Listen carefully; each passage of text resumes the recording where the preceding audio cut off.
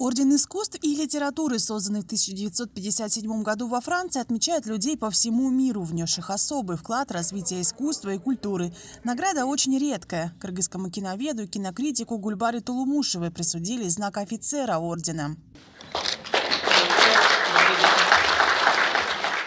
С кино Гульбара Тулумушева связана всю свою сознательную жизнь. За годы карьеры смогла подчеркнуть кинематографическое богатство Кыргызстана. Гульбара Тулумушева выступает программным директором и консультантом на многих международных кинофестивалях, является членом Международной федерации кинопрессы и Международной организации «Сеть продвижения азиатского кино». Участвовала в таких престижных фестивалях, как Канны, Локарно, Берлин, а недавно приняла участие в Венецианском кинофестивале в рамках программы «Фокус на Кыргызстан». Именитые режиссеры называют ее своим ментором. При этом орден искусства и литературы Французской Республики для кинокритика стал неожиданностью.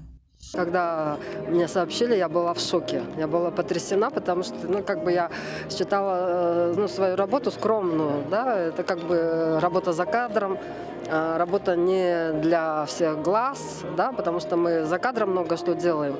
Просто потом радуемся, если фильм попадает на какой-то престижный фестиваль и получает награду. Конечно, это вдохновляет, конечно, продолжать работать,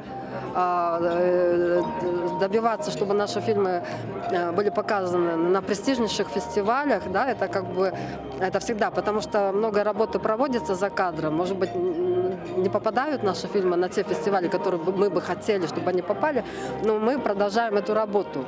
Награду Гульбаре Тулумушевой присудило Министерство культуры Франции, а вручил уже в Бишкеке посол Николя Фай. Он подчеркнул, что эта медаль отмечает образцовую карьеру и непоколебимую приверженность Гульбары Тулумушевой к кыргызскому и международному кино.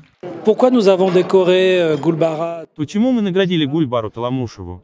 С одной стороны, она является известным кинокритиком, который содействовал популяризации кыргызского кино на международном уровне. Она также принимала участие в таких международных фестивалях, как Венецианский и Каннский. Она наладила особые связи между Францией и Кыргызской республикой и международными фестивалями. Она сохраняет связь между молодым и зрелым поколением кинематографистов, поддерживает молодых режиссеров.